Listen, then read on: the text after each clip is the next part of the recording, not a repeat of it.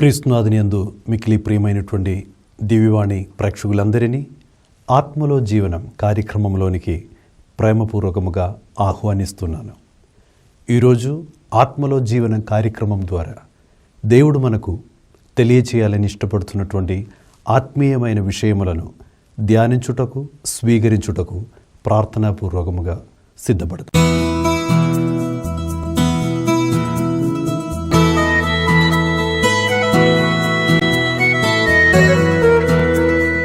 ప్రియమైనటువంటి సహోదరి సహోదరులారా, ఈరోజు ఆత్మలో జీవనం కార్యక్రమం ద్వారా మనకు ధ్యానించుటకు దేవుడు ప్రేరేపిస్తున్నటువంటి అద్భుతకరమైన ఒక అంశము సురాపుత్రుడైన యేసు జ్ఞాన గ్రంథంలో 2వ అధ్యాయము 2వ వాక్యం. సురాపుత్రుడైన యేసు జ్ఞాన గ్రంథంలో 2వ అధ్యాయం 2వ వాక్యం ఈ విధముగా సెలవిస్తున్నది: ఆపదలు వచ్చినప్పుడు నిబ్బరముగా ఉండుము.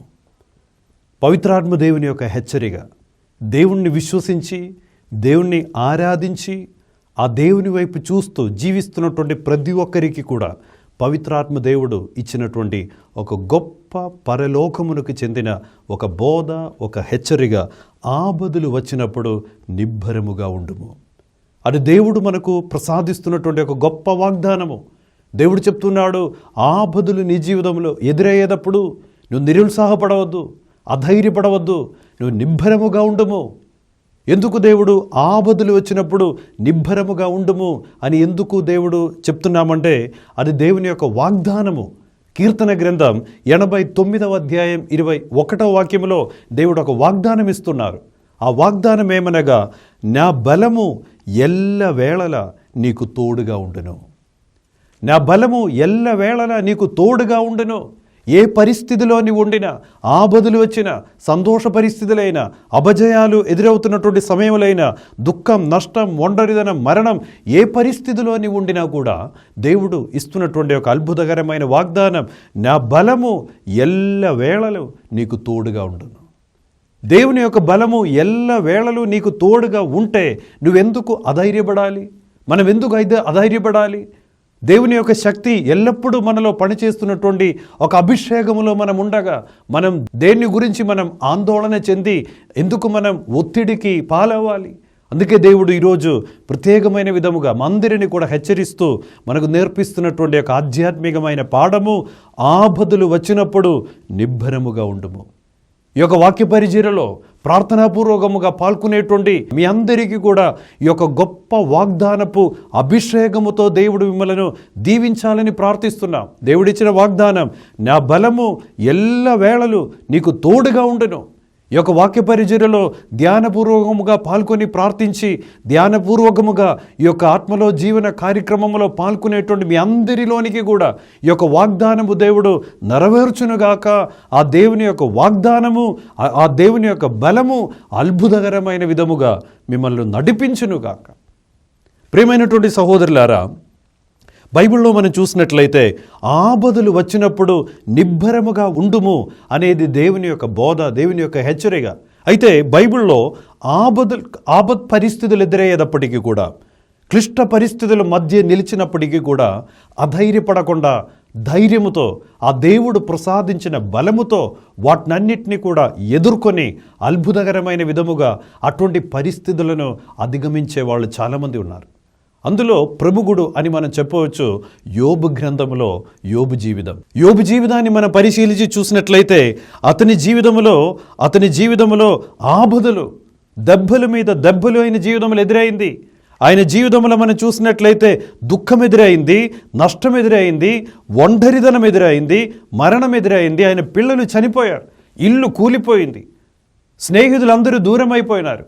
ఆయన శరీరములో ఆరోగ్యము ప్రతిరోజు కూడా రోజుకి ఆయన శరీరములో ఆ మాంసం లేనట్లుగా ఆ కుష్ఠ వ్యాధితో బాధపడ్డాడు, ఇబ్బంది పడ్డాడు. చివరిగా ఆ బూడిదలో కూర్చొని ఒంటరిగా మిగిలిపోయిన సమయంలో చివరిగా భార్య కూడా ఆయన దగ్గరికి వచ్చి, నువ్వు ఆత్మహత్య చేసుకుంటే బాగుండేదని ఆ భార్య కూడా భయంకరమైన మాటలు చెప్పి ఆయన మనసుని బాధ పట్టించిన సందర్భాల్లో కూడా, ప్రియమైనటువంటి సహోదరులారా, మనం తెలుసుకోవాల్సిన విషయం ఏమిటంటే దేవుని వాగ్దానం, నా బలము ఎల్ల ఎల్లవేళలా నీకు తోడుగా ఉంటును. అత్యంత ఆపత్కర పరిస్థితుల మధ్యలో ఆ యోబు ఆ బూడిదలో కూర్చునేటువంటి సమయంలో కూడా దేవుని యొక్క అద్భుతకరమైన బలము అతన్ని నిలబెట్టాడు. ప్రియమైనటువంటి సహోదరులారా, కీర్తన గ్రంథం 37వ అధ్యాయము 24వ వాక్యం, కీర్తన 37వ అధ్యాయం 24వ వాక్యం, ఏ వ్యక్తిలో దేవుని యొక్క బలము, ఏ వ్యక్తిలో దేవుని యొక్క అభిషేకము పనిచేస్తూ ఉంటుందో ఆ వ్యక్తిని గురించి ఈ విధముగా రాయబడి ఉన్నది, ఆ నరుడు పడిపోయినను మరలా లేచును, ఎందుకనగా దేవుడు అతని యొక్క చేయిని పట్టుకుని ఉన్నాడు. ఆ నరుడు పడిపోయినా కూడా, అంటే దేవుణ్ణి నమ్ముకునేవాళ్ళు, దేవుణ్ణి ఆరాధించుకునేవాళ్ళు, దేవుడు చెప్పినట్లుగా జీవించే వాళ్ళ జీవితంలో ఇబ్బందులు రాదు అని పవిత్ర గ్రంథం చెప్పట్లేదు. వాళ్ళ జీవితంలో సమస్యలు రాదనేది దేవుని పవిత్ర గ్రంథం చెప్పట్లేదు. కానీ ఈ పవిత్ర గ్రంథము ఇచ్చే ఒక వాగ్దానం ఏమనగా, నువ్వు దేవుణ్ణి నమ్ముకొని, దేవుణ్ణి విశ్వసించి, ఆ దేవుని వైపు చూస్తూ దేవుని ఆరాధించుకొని జీవించే ఒక జీవితం నువ్వు జీవిస్తున్నటువంటి సందర్భంలో ఒకవేళ నువ్వు పడిపోయినా కూడా ఆ దేవుడు నువ్వు పడిపోయి నీ జీవితం అట్లా నాశనం అయిపోకుండా ఉండటానికి ఆ దేవుని యొక్క బలముతో, ఆ దేవుని యొక్క చేతి స్పర్శతో ఆ దేవుడు నిన్ను నిలబెట్టి పూర్వము కంటే అధికమైన శ్రేష్టమైన దీవెనలతో ఆ దేవుడు నీ జీవితాన్ని అలంకరిస్తాడు, నడిపిస్తాడు. ప్రియులారా, ఈరోజు మనం ధ్యానించవలసిన యోబు జీవితం గురించి మనం ధ్యానిస్తున్నాం. ఆపదలు వచ్చినప్పుడు ధైర్యముగా, మరణం జరిగినప్పుడు, ఆరోగ్యం కోల్పోయినప్పుడు, పిల్లలు చనిపోయినప్పుడు, ఇల్లు కూలిపోయినప్పుడు, బూడిదలో కూర్చోవలసిన సమయం వచ్చినప్పుడు, భార్య కూడా భయంకరమైన మాటలు చెప్పి ఆ మనసులో భయంకరమైన ఇబ్బందిని పుట్టించినప్పటికీ కూడా అధైర్యపడకుండా నిలబడినటువంటి యోబు, ఆయనలో పనిచేసేదే దేవుని యొక్క బలము, దేవుని యొక్క వాగ్దానము, నా బలము ఎల్లవేళలా నీకు తోడుగా ఉండును. ఆ సమయం అంతా కూడా అతన్ని నిలబెట్టేది శారీరకమైన బలం కాదు, ఆయన విల్ పవర్ కాదు, ఆయన మనసులో ఉన్నటువంటి ఆ శక్తి కాదు. ఆ అనారోగ్య పరిస్థితిలో, అత్యంత బీభత్సకరమైన పరిస్థితుల మధ్యలో నిలిచినప్పుడు, ఆ క్లిష్ట పరిస్థితుల మధ్యలో నిలిచినప్పుడు అతన్ని నిలబెట్టేది ఆయనలో దేవుడు కురిపించినటువంటి ఆ పరలోకపు శక్తి. ఆ శక్తి గురించి దేవుడు చెప్తున్నాడు, నా బలం ఎల్లవేళలో నీకు తోడుగా ఉండును. ఆ బలం కోసం మనం ప్రార్థించాలి, ఆ బలం కోసం మనము ఎదురు చూస్తూ ఉండాలి. ప్రతిరోజు దేవునితో, దేవా నీ బలం నాకు కావాలి. కొన్నిసార్లు కొన్ని ఇబ్బందులు ఎదురయ్యేటప్పుడు జీవితంలో అందరి ఉండిన అన్ని పరిస్థితులు కూడా మనకు అనుకూలంగా ఉన్నట్లుగా మనకు అనిపించి ముందుకు సాగేటప్పుడు కూడా కొన్ని సందర్భాల్లో మన శక్తి, మనలో ఉన్నటువంటి కొన్ని ప్రత్యేకతలు అది సరిపోదు. కొన్ని జీవిత పరిస్థితులను ఎదుర్కోవటానికి మన శక్తి మనకు సరిపోదు. అందుకే ఆ పౌలు రాసినటువంటి లేఖనములో, ఎఫెసస్ లేఖనములో 6వ అధ్యాయం 10వ వాక్యము పౌలు ఈ విధముగా చెప్తుంటారు, క్రీస్తుతో ఏకమై ఆయన మహాశక్తి ద్వారా నీ బలమును అభివృద్ధి పరచుకోవాలి. ప్రతిరోజు ఆ దేవుని యొక్క బలములో నువ్వు ఎదగాలి. ప్రతిరోజు ఆ దేవుని యొక్క ప్రభువుతో ఏకమై ఆయన మహాశక్తి ద్వారా నీ బలమును అభివృద్ధి పరచుకోవాలని ఆ ఎఫెసస్ లేఖనములో 6వ అధ్యాయం 10వ వాక్యము ద్వారా పునీత పౌలు మనకు హెచ్చరిస్తున్నది. ప్రియులారా, యోబు జీవితంలో ఆ దేవుని యొక్క బలము అన్ని పరిస్థితుల్లో దేవుడు చెప్పినట్లుగా ఎల్లవేళలా ఆ దేవుని యొక్క బలము ప్రవర్తించుటకు, ఆ దేవుని యొక్క బలము అతనిలో పనిచేయుటకు ఏ విధముగా సహాయపడింది, ఎందుకు అట్లా ఎల్లవేళలా ఎవరి మీద దేవుడు ఎల్లవేళలా తన బలాన్ని కురిపించి వాళ్ళని కాపాడుతారు అని చూసినట్లయితే యోబు గ్రంథము నుండి మనం నేర్చుకునేటువంటి ఒక శ్రేష్టమైన పాఠం. యోబు జీవితంలో మనం విన్నాము, ప్రతిక్షణం ఎల్లవేళలా దేవుని యొక్క బలం చేత అభిషేకము పొంది జీవించాడు. దానికి కారణం ఏమిటి? అన్ని పరిస్థితుల్లో కూడా, అన్ని సమయాల్లో కూడా దేవుని యొక్క బలము అతనిలో పనిచేసింది. కారణం ఏమిటి అని మనం చూసినట్లయితే యోబు గ్రంథం 1వ అధ్యాయం 8వ వాక్యములో దానికి ఒక జవాబు కనబడుతున్నది. యోబు గ్రంథము 1వ అధ్యాయం 8వ వాక్యములో ఒక జవాబున్నది. ప్రతిక్షణం అన్ని వేళలా దేవుని యొక్క బలము ఆస్వాదించి అనుభవించి జీవించుటకు యోబుకి ఏ విధముగా సహాయపడింది అని మనం చూసినట్లయితే ఆ వాక్యము మనకు నేర్పిస్తున్నటువంటి మొదటి కార్యము, యోబు జీవించిన 4 విధానాల గురించి అక్కడ వివరముగా పవిత్రాత్మ దేవుడు లిఖించి ఉన్నారు.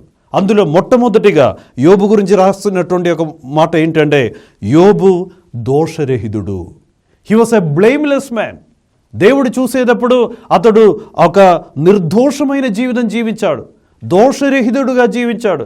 He was blameless before the lord. So దేవుడు తన యొక్క బలము ఎవరి మీద కురిపిస్తారు? దేవుని యొక్క బలము నేను పొందుటకు నేను ఏ విధముగా జీవించాలి? పవిత్ర గ్రంథం మనకు నేర్పిస్తున్నటువంటి మొదటి పాఠం ఏంటంటే, నీ జీవితము దోషరహితమైన జీవితం నువ్వు జీవించాలి. దోషరహితమైన జీవితం నువ్వు జీవిస్తుండగా ఆ దేవుని యొక్క బలము ఎల్లవేళలా నీ మీద పనిచేస్తున్నది. ఎల్లవేళలా నువ్వు ఎటువంటి పరిస్థితుల మధ్యలో ఉంటినా, irrespective of how life treats you, దేవుని యొక్క బలము అధికమైన విధముగా నీలో పనిచేయటం నువ్వు చూస్తావు. సో మొట్టమొదటిది, యోబు దోషరహితమైన జీవితం జీవించాడు. రెండవదిగా మనం చూసినట్లయితే, యోబు ధర్మ మార్గములో నడిచాడు, న్యాయం మార్గములో నడిచాడు, పవిత్ర మార్గములో నడిచాడు.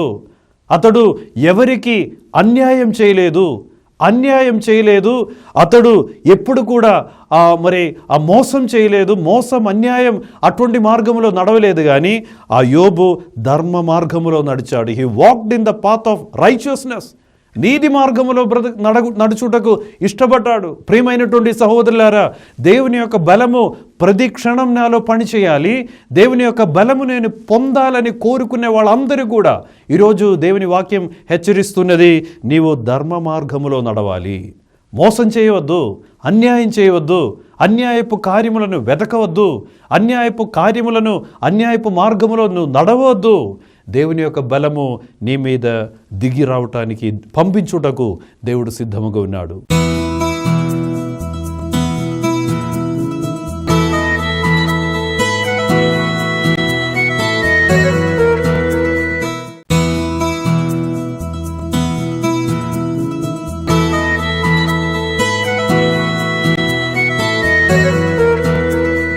మూడవదిగా మనం చూసినట్లయితే, యోబులో ఉన్నటువంటి మూడవ ప్రత్యేకత ఏంటంటే, దేవుని పట్ల భయం, భక్తి కలిగి జీవించాడు. దేవుని యొక్క బలము ఎవరి మీదకి దిగి వస్తుంది? ఎవరు ఆ పవిత్రాత్మ దేవుని చేత, ఆ పరలోక బలముతో ఎవరు అభిషేకింపబడతారు? దేవుని వాక్యం సెలవిస్తున్నది, దేవుని పట్ల భయం, భక్తి చూపించి జీవించేవాళ్ళు. దేవుని పట్ల భయం మాత్రం కాదు, భయం, భక్తి కలిగి జీవిస్తున్నావా? దేవుడంటే నీకు భయం ఉంటుందా? దేవుడంటే నీకు భక్తి ఉంటుందా? నీ భక్తి తగ్గిపోతున్నదా? దైవ భయం తగ్గిపోతున్నదా? దైవ భయము, దైవ భక్తి నీలో తగ్గిపోతే ఆ దేవుడు నీ మీద కురిపించే ఆ శక్తి నుండి కూడా నీ దూరమవుతావని ఈరోజు పవిత్ర గ్రంథం మనకు హెచ్చరిస్తున్నది. కావున ప్రియమైనటువంటి సహోదరులారా, పవిత్రాత్మ దేవుడు వాళ్ళందరినీ కూడా ఆహ్వానిస్తున్నాం. మనం క్రైస్తవ విశ్వాస జీవితం మనం జీవిస్తున్నప్పుడు దైవ భక్తితో మనం జీవించాలి, దైవ భయంతో మనం జీవించాలి. అదేవిధముగా యోబు ఎట్లా జీవించారు అని మనం చూసినట్లయితే, నాలుగవదిగా బైబిల్ మనకు నేర్పించేది ఏంటంటే, యోబు చెడ్డదనమునకు దూరముగా ఉండేవాడు. He kept himself every uncleanness, అన్ని విధాలైనటువంటి చెడ్డ కార్యములు అనగా పాప కార్యములకు దూరముగా జీవించేవాడు. యోబు ఒక పట్టుదలతో జీవించాడు. ఏమిటి ఆయన మనసులో ఉన్నటువంటి ఒక నిర్ణయం? దేవుడు అసహించుకునేటువంటి ఏమి కూడా నా జీవితంలో ఉండదు. దేవుడు అసహించుకున్న ప్రతి ఒక్క దాన్ని కూడా అసహించుకుని పవిత్ర మార్గములో నేను నడుస్తాను. నేను దుర్నీతిని నేను ప్రేమించను, అవినీతిని నేను ఇష్టపడను అనేటువంటి పట్టుదలతో దేవుడు ప్రేమించిన, దేవుడు చెప్పిన, దేవుని ప్రణాళికకు ఏ కార్యము విరుద్ధముగా చేయకుండా ఆ దేవుని యొక్క అడుగుజాడల్లో నడిచినటువంటి వ్యక్తి యోబు. ప్రియమైనటువంటి సహోదరులారా, ఈరోజు పవిత్రాత్మ దేవుడు అందరిని కూడా హెచ్చరిస్తున్నటువంటి ఒక విషయం ఏమనగా, ఆ దేవుని యొక్క బలం చేత అభిషేకం పొందాలని నువ్వు కోరుకుంటున్నారా? అన్ని చెడ్డ విషయముల నుండి నిన్ను నువ్వు దూరం చేయాలి. నీ శరీరాన్ని, నీ మనసుని, నీ ఆత్మను పాడు చేస్తున్నటువంటి ఎన్నో విషయాలు ఈ లోకములో ఉన్నది. నీ కొన్ని విషయాలు వెతకి, కొన్ని పాపకరమైన సంతోషములు, తాత్కాలికమైన కొన్ని సంతోషములను వెతకి నీ శరీరాన్ని, మనసుని, ఆత్మను పాడు చేసి నువ్వు జీవిస్తున్నావా? దేవుని బలానికి నువ్వు దూరం అవుతావు. బైబిల్ నుండి మనం ఈరోజు నేర్చుకుందాం. బైబిల్ మనకు ఆ యోబు జీవితం నుండి నేర్పిస్తున్నది, నీవు చెడ్డదనమునకు దూరముగా ఉండే ఒక వ్యక్తిగా జీవించాలి.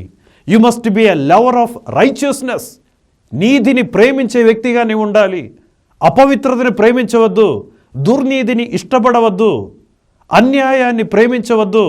చెడ్డదనమునకు నిన్ను నువ్వు దూరం చేసి జీవించినట్లయితే అద్భుతకరమైన ఆ దేవుని యొక్క వాగ్దానం యోబు జీవితంలో నెరవేర్చిన ఆ వాగ్దానం నీ జీవితంలో కూడా నెరవేర్చుటకు దేవుడు సిద్ధముగా ఉన్నాడు. దేవుని బలము ఎల్లవేళలా నీకు తోడుగా ఉండబోతున్నది. ప్రియమైనటువంటి సహోదరి సహోదరులారా, ఈ రోజుల్లో మనం ఉండగా ప్రాక్టికల్గా మనం ఆలోచించుకుంటే ఆ దేవుని యొక్క బలము పొందుటకు దేవుడు మనకు తెరచి చూపిస్తున్నటువంటి దారులు ఏమిటి? ఏ విధముగా మనం ఈ రోజుల్లో జీవిస్తే ఆ దేవుని యొక్క బలమును మనం డైరెక్ట్గా మనం పొందుకోవటానికి దేవుడు మనకు చూపించిన కొన్ని మార్గాలు ఏమిటి అని మనం వెతికితే, మొట్టమొదటిగా ఈ రోజుల్లో దేవుని యొక్క బలము పొందుటకు మనం మొట్టమొదటిగా చేయవలసినది మనం బైబిల్ చదవాలి. దేవుని వాక్యములో బలమున్నది. దేవుని వాక్యములో బలమున్నది. ఎవరెవరు ఆ దేవుని యొక్క వాక్యాన్ని గట్టిగా చేతిలో పట్టుకొని అది తెరచి చదివి ధ్యానించి వినే వాళ్ళందరూ కూడా దేవుని బలమును పొందుకుంటారు. దేవుని వాక్యం సెలవిస్తున్నది, రేయిం పౌలు ఈ వాక్యమును ధ్యానించువాడు అతడు నదీ తీరమున నాటబడిన ఒక చెట్టు వలె ఉంటాడు. అతడు వాడిపోయిన ఎండిపోయిన ఒక చెట్టు వలె కాదు, ప్రతిరోజు కూడా he will be very refreshed every morning. ప్రతిరోజు కూడా ఆ నదీ తీరములో నాటబడిన ఒక చెట్టు ఎంత శ్రేష్టమైన విధముగా ఎంత ఫ్రెష్గా ఉంటుందో అదే విధముగా దేవుని వాక్యములను ధ్యానిస్తూ దేవుని యొక్క వాక్యములను ఆలగిస్తూ శ్రద్ధాపూర్వకముగా అది చదివి ధ్యానించే వాళ్ళందరూ కూడా ఆ వాక్యము ద్వారా దేవుని యొక్క బలము పొందుకోవటానికి దేవుడు మనకు ఒక అవకాశం ఇచ్చారు. రోజుల్లో మనం దేవుని యొక్క వాక్యము చదువుతున్నాము. పాదువాపురి అందోణి వారు మనకు నేర్పిస్తుంటారు, ప్రతిరోజు నీ జీవితంలో 3 అధ్యాయాలు బైబిల్ చదవాలి. ప్రతిరోజు కూడా, ఒకరోజు కూడా బైబిల్ చదవకుండా నువ్వు నిద్రపోకూడదు. ప్రతిరోజు కూడా ఎంత బిజీగానే ఉండినా కూడా 3 అధ్యాయాలు ఆ చదివి ధ్యానించి ఆ వాక్యపు బలము పొందుకొని ఒక్కొక్క రోజును నడవాలని బోధిస్తుంటాడు. దేవుడు చెప్తున్నాడు, నానాటికి కావలసిన అన్నము నువ్వు అడిగి పొందుకోవలసినదే. ఈరోజు నీకు బలం కావాలా? ఈరోజు నువ్వు బైబిల్ చదివితేనే నీకు ఆ దేవుడు బలం ఇస్తాడు. ఆ దేవుని యొక్క బలము పొందుటకు దేవుడు చూపించే ఒక మార్గము అది దేవుని వాక్యం.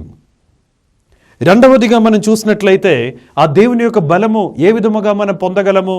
రెండవదిగా it is the presence of God. దేవుని యొక్క సన్నిధిలో నువ్వు కూర్చొని ప్రార్థన చేస్తుండగా, అది పరిశుద్ధ పూజాబలికి వెళ్ళి అందరితో కలిసి చేసే ఆరాధన కాదు, ఎక్కడో ఒక చోట్లో కూర్చొని వ్యక్తిగత ప్రార్థన నువ్వు చేసేటప్పుడు A prayerful man is a powerful man. ప్రార్థించే వ్యక్తి శక్తితో కూడిన ఒక వ్యక్తి.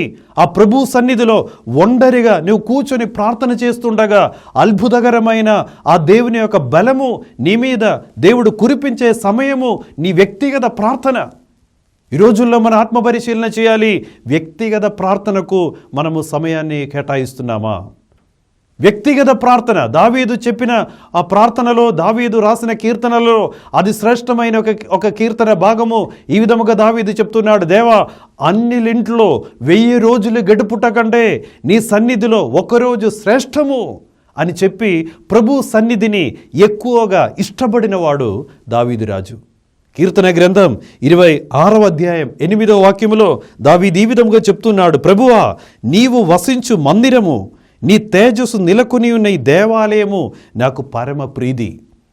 దేవా, నీ మందిరం, నీ యొక్క మహిమ ఆవరించబడినటువంటి స్థలము నాకు పరమ ప్రీతి. అక్కడి నుండి వెళ్ళాలని అనిపించట్లేదు. దావీదు ప్రతిక్షణ ప్రభు సన్నిధికి వెళ్ళేటప్పుడు అద్భుతకరమైన పరలోకమునకు చెందిన ఒక గొప్ప బలముతో అభిషేకము పొంది ఎల్లప్పుడూ ఆ స్థలములు ఉండాలని, ప్రభువుతో కలిసి ఉండాలని భయంకరమైన ఆశతో ఆయన చెప్తున్నాడు, దేవా, నీవు వసించి మందిరము, నీ తేజస్సు నెలకొని నీ దేవాలయము నాకు పరమ ప్రీతి. ప్రియమైనటువంటి సహోదరులారా, దేవునితో మన వ్యక్తిగతంగా గడిపే ప్రతి సమయము కూడా అద్భుతకరమైన ఆ దేవుని అభిషేకము పొందుకునేటువంటి సమయమని మనం మర్చిపోకూడదు. మూడవదిగా దేవుని యొక్క బలము ఈ రోజుల్లో మనం ఏ విధముగా మనం పొందగలము అని మనం ఆలోచిస్తే, మూడవదిగా మనం చెప్పవచ్చు, నువ్వెప్పుడు యోగ్యమైన విధముగా దివ్య సప్రసాదాన్ని, పరిశుద్ధ దివ్యబలి పూజలో నువ్వు ఎప్పుడు యోగ్యమైన విధముగా పాల్గొని ప్రార్థన చేస్తున్నావో అప్పుడు ఆ దివ్య బలి పూజలో ఉన్నటువంటి అభిషేకమును బట్టి ఆ బలము నీలో దిగి వస్తున్నది. బైబిల్లో ఒక వాక్యము ఫిలిప్పీ లేఖనంలో 3వ అధ్యాయం 21వ వాక్యం ఈ విధముగా సెలవిస్తున్నది, బలహీనమగు మన భౌతిక శరీరములను ఆయన తన శరీరము వలె దివ్యముగా చేయును. మన శరీరము అది బలహీనమైనటువంటి శరీరం, కానీ బలిపీఠం మీద the consecrated host and wine, ఒక ఆశీర్వదింపబడినటువంటి ఆ రొట్టె, ఆశీర్వదింపబడినటువంటి ఆ ద్రాక్షారసము, అది క్రీస్తు శరీరము, క్రీస్తు రక్తము. ఆ క్రీస్తు శరీరము, క్రీస్తు రక్తము యోగ్యమైన విధముగా నువ్వు స్వీకరించినప్పుడు దేవుని వాక్యం సెలవిస్తున్నది, బలహీనమగు నీ భౌతిక శరీరము ఆయన శరీరము వలె దివ్యముగా ఉండును. ఆ బలము పొందుకుంటావు. సో దివ్య సప్రసాదములో, పరిశుద్ధమైన దివ్య బలి పూజలో నువ్వు పాల్గొనేటప్పుడు అద్భుతకరమైన ఆ పరలోకమునకు చెందిన బలముతో ఆ దేవుడు నిన్ను అభిషేకించు సమయము పరిశుద్ధ దివ్య బలి పూజ సమయం అని తెలుసుకుందాం. నాలుగవదిగా మనం చూస్తున్నాము, ఎప్పుడు ఆ దేవుని యొక్క బలాన్ని మనం ఏ విధముగా మనం పొందగలము అని మనం చూసినట్లయితే, అపొస్తలుల పరిచర్య 1వ అధ్యాయం 8వ వాక్యం. అపొస్తలుల పరిచర్య 1వ అధ్యాయం 8వ వాక్యం ఈ విధముగా సెలవిస్తున్నది, అది దేవుడు తన శిష్యులకు ఇచ్చినటువంటి ఒక వాగ్దానం. దేవుడు చెప్తున్నారు, పవిత్రాత్మ నీపై వచ్చినప్పుడు మీరు శక్తిని పొందుదరు. పవిత్రాత్మ నీపై వేంచేసినప్పుడు నీవు శక్తిని పొందుకుంటారని దేవుని యొక్క వాగ్దానం. ఆ పవిత్రాత్మ దేవుడు మనలను బలపరచువాడు. Holy spirit empowers us. పవిత్రాత్మ దేవుడు మనలను బలపరచువాడు. పవిత్రాత్మ దేవుడు మనలను స్థిరపరచువాడు, నిలబెట్టువాడు. పడిపోతున్నటువంటి పరిస్థితిలో, బలహీన సమయంలో బలపరచువాడు పవిత్రాత్మ దేవుడు. బలహీన సమయాలు ఎన్నో ఎదురవుతుంటాయి, కానీ ఆ పవిత్రాత్మ దేవుడు, ఆ దేవుని యొక్క ఆత్మ నీలో ఉన్నట్లయితే నువ్వు పడిపోకుండా, దేవుని వాక్యం సెలవిస్తున్నది, ఆ పవిత్రాత్మ దేవుడు అలసిపోయిన వారికి శక్తిని, దుర్బలులకు బలమును దయచేయువాడు. అలసిపోతున్నటువంటి వారికి శక్తినిచ్చువాడు, దుర్బలులకు బలమును దయచేయువాడు. జీవితంలో ప్రియమైనటువంటి సహోదరి సహోదరులారా, కొన్నిసార్లు కొన్ని కారణాల వలన అలసిపోతున్నటువంటి కొన్ని పరిస్థితులు జీవితంలో ఎదురవుతూ ఉంటాయి. బలహీనపడిపోతున్నటువంటి కొన్ని పరిస్థితులు జీవితంలో ఎదురవుతూ ఉంటాయి. ఈరోజు దేవుని వాక్యం మనల్ని హెచ్చరిస్తున్నది, నువ్వు బలహీన పరిస్థితుల్లో ఉన్నావా? బలము లేని పరిస్థితిలో, అలసిపోతున్నటువంటి పరిస్థితుల్లో నువ్వు ఉన్నావా? ఈరోజు నువ్వు చేయవలసిన ఒక కార్యముగా ఈ పవిత్ర గ్రంథం మనల్ని బోధించేది ఏంటంటే, నువ్వు పవిత్రాత్మ దేవునికి ప్రార్థన చేయి. ప్రే టు ద హోలీ స్పిరిట్. ఆ పవిత్రాత్మ దేవుని యొక్క అభిషేకం కోసము నువ్వు ప్రార్థించు. ఆ పవిత్రాత్మ నీపై వేంచేసినప్పుడు అద్భుతకరమైన శక్తిని నువ్వు పొందుకుంటావు.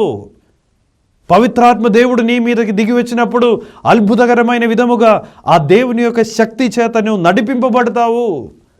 పెంతెకొస్తు పండగ రోజు బైబిల్లో మనం చదువుతున్నాము, వాళ్ళందరూ కలిసి ఒక గదిలో ప్రార్థన చేసి అందరూ ఒక గదిలో ఉన్నప్పుడు వేగముగా వీచిన బలమైన గాలి వలె అగ్ని జ్వాలలు మరి ఒక నాలుగు వలె వ్యాపించి వాళ్ళు శిరస్సు మీద దిగి వచ్చారు. అగ్ని జ్వాలలు వలైనటువంటి ఆ నాలుగు వాళ్ళు శిరస్సు మీద దిగి వచ్చి ఆ వాక్యంలో మనం చూస్తున్నాము, వాళ్ళందరూ కూడా they were all filled with holy spirit. వాళ్ళందరూ కూడా పవిత్రాత్మ చేత నింపబడ్డారు. ఆ పవిత్రాత్మ చేత నింపబడిన తర్వాత ఆ దేవుని యొక్క వాక్యమునకు బలమైన సాక్షులుగా ప్రపంచ వ్యాప్తంగా వెళ్ళగలిగారు.